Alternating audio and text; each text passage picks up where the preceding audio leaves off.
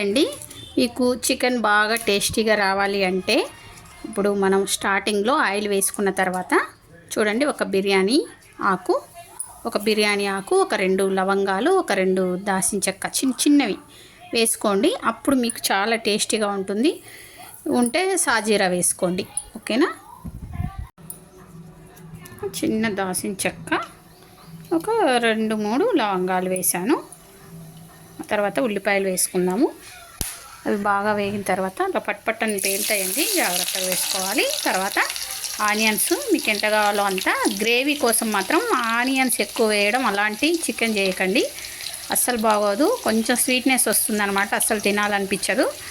మీకు గ్రేవీ కావాలంటే కొబ్బరి కానీ జీడిపప్పు కానీ అలా ప్లాన్ చేసుకోండి. అంతేగాని ఉల్లిపాయలు ఎక్కువ వేసి గ్రేవీ మాత్రం చేయకండి, అస్సలు బాగోదు. ఓకేనా. నేను ఇక్కడ అయితే ఒక పెద్ద ఆనియన్ వేసుకున్నాను. పెద్ద ఆనియన్ అయితే వేసుకున్నాను. వీటిని బాగా ఫ్రై కానియాలి. ఎప్పుడైనా ఆనియన్ అనేది బాగా రెడ్గా రావాలండి. చికెన్ కానీ చికెన్ బిర్యానీ కానీ అలాంటివి వేసేటప్పుడు, లేకపోతే టేస్ట్ రాదు అస్సలు. ఇవి బాగా వేగిన తర్వాతనే మనం అల్లం అలాంటివి వేసుకోవాలి, లేకపోతే పచ్చి వాసన అనేది వస్తుంది. ఏదో ఒక చోట అది కొంచెం వేగనట్టుగా అనిపిస్తుంది అన్నమాట.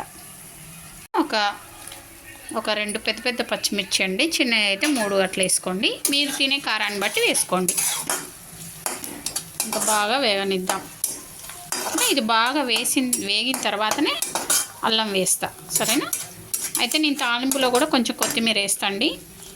లేదా మనం సాల్ట్ వేస్తాం కదా, సాల్ట్ వేసినప్పుడు ముక్కల్లో కొంచెం వాటర్ అనేది వస్తూ ఉంటుంది కదా, ఆ టైంలో కొత్తిమీర వేస్తా. అంటే చాలామంది ఏంటంటే లాస్ట్లోనే వేస్తారు కదా దింపేటప్పుడు, అలా కాకుండా నేను కొత్తిమీర మాత్రం ఇలా కూడా యాడ్ చేస్తా. తాలింపులో కొత్తిమీర వేసాను. ఇప్పుడు ఇది కూడా పచ్చి వాసన పోయే వరకు వేయించుకుందాం.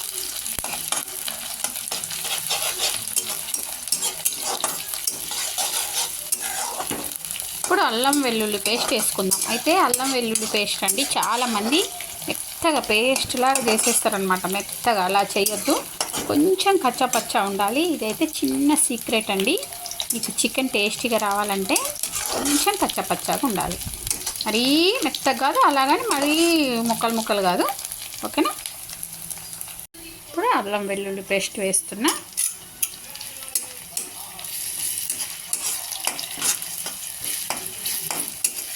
అయితే నేను చికెన్ కడిగిన తర్వాత కొన్ని వాటర్ పోసి ఫ్రిడ్జ్లో పెట్టేస్తాండి. మనకు స్మూత్గా చికెన్ అనేది గట్టిగా ఏదో రబ్బర్ లాగా వైట్ పీసెస్ ఉంటాయి కదా, అవి స్మూత్గా రావాలంటే ఒక ½ an hour కానీ ఒక 20 minutes కానీ కనీసం మీరు ఫ్రిడ్జ్లో పెట్టి చూడండి. పెట్టి తీసిన తర్వాత వండండి. అసలు ఎంత స్మూత్గా, చిన్నపిల్లలు కూడా చాలా ఇష్టంగా చాలా ఈజీగా తినేస్తారనమాట. హార్డ్గా ఉండదు చికెన్ అనేది. ఓకేనా. ఇప్పుడు కొంచెం పసుపు వేసుకున్నాము. కొంచెం పసుపు వేసినండి. ఇక చికెన్ వేసుకుందాం.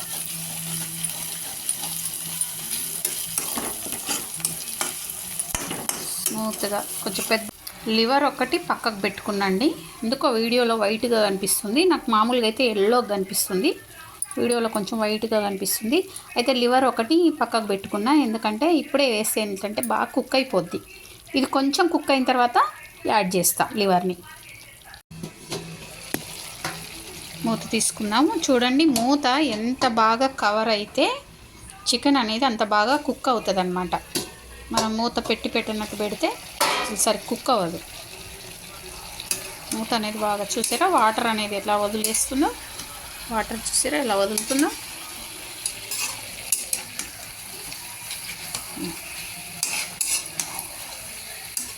చాలా స్మూత్గా జ్యూసీగా, అసలు నార్మల్ పీసెస్ అంటే లెగ్ పీసెస్ అలాంటివి అయితే ఎంత స్మూత్గా అయిపోతాయి అంటే అంత స్మూత్గా అయిపోతాయి. మా హోటల్ వాళ్ళ టెక్నిక్ అదే అండి. తప్పకుండా వాళ్ళైతే కనీసం గంట సేపు అయినా ఫ్రిడ్జ్లో పెట్టేస్తారు వాటర్ వేసి.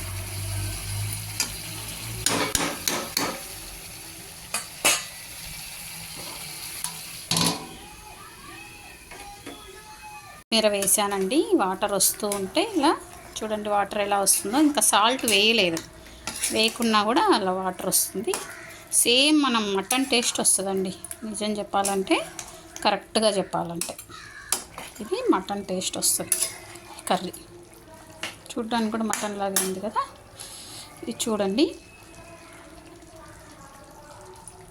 ఒక టేబుల్ స్పూన్ 2 స్పూన్స్ ఉప్పు వేస్తున్నా.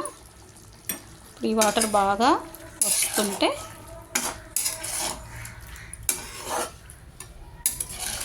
అప్పుడు కొబ్బరి మెత్తగా పట్టుకొని కొబ్బరి వేయాలి. పొడి కొబ్బరి అండి, ఎండు కొబ్బరి, పొడి కొబ్బరి, పొడి పొడిగా ఉండాలి, వాటర్ వేసి పట్టొద్దు.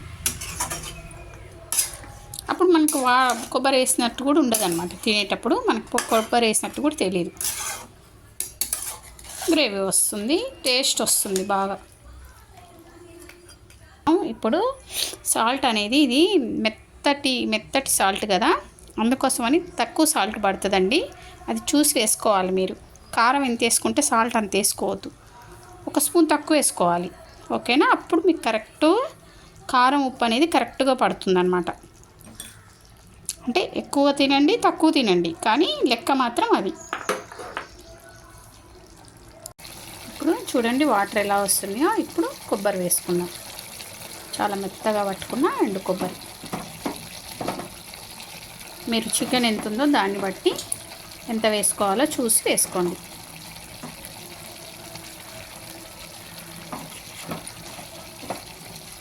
అసలు మెల్ట్ అయిపోద్దండి, అసలు మనం కొబ్బరి వేసినట్టు కూడా అనిపించదు. ఓకేనా? ఒకసారి బాగా కలుపుకుందాం కలిసేలా.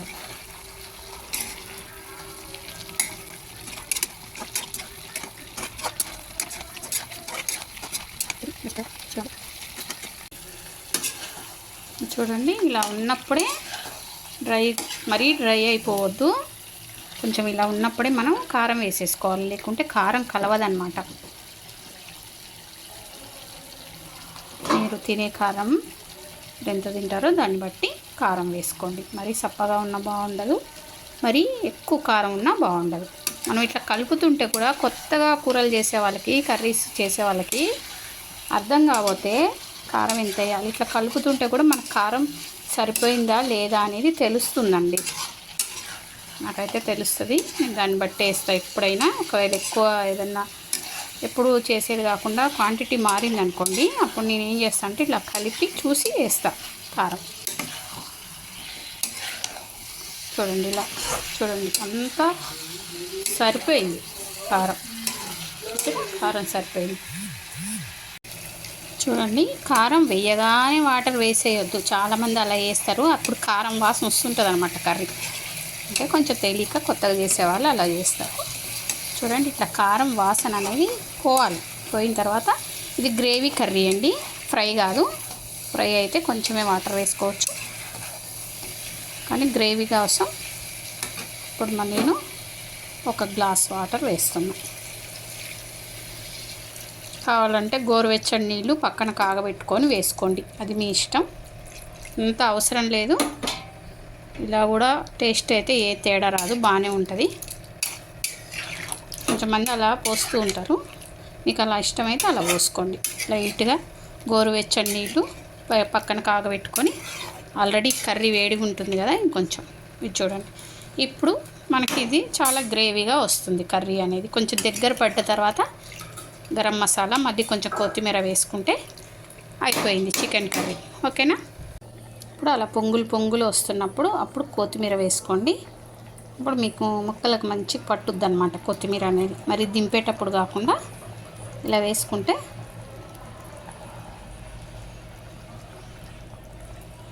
ముక్కలకు బాగా పడుతుంది. ఇంకా బాగా దగ్గరగా అవ్వాలి కర్రీ అనేది. తర్వాత గరం మసాలా వేసుకుందాం. గరం మసాలా కూడా ఇంట్లోనే పట్టుకుందండి. గరం మసాలా అంటే ధనియాలు, లవంగాలు, దాల్చిన చెక్క వేసి పట్టిన పౌడర్. అంటే కొంచెం మంది ఓన్లీ ధనియాల పొడి పక్కకు వేరే పట్టుకుంటారు, నేనైతే అన్నీ కలిపి పట్టేస్తాను. గరం మసాలా, గరం మసాలా వేస్తున్నాండి. తినే ఘాటుని బట్టి వేసుకోండి. అది కూడా నేను బగారా రైస్ చేస్తున్నా కాబట్టి మసాలా కొంచెం తక్కువగా వేస్తాను అనమాట. అందులో మసాలాలు ఉంటాయి కదా, ఆ మసాలా ఈ మసాలా ఎక్కువ అయిపోకుండా ఇంకా అయిపోయిందంటే కర్రీ ఇంతే. ఇంకా కొంచెం పైన ఒక కొత్తిమీర వేసేసుకొని సర్వ్ చేసుకోండి.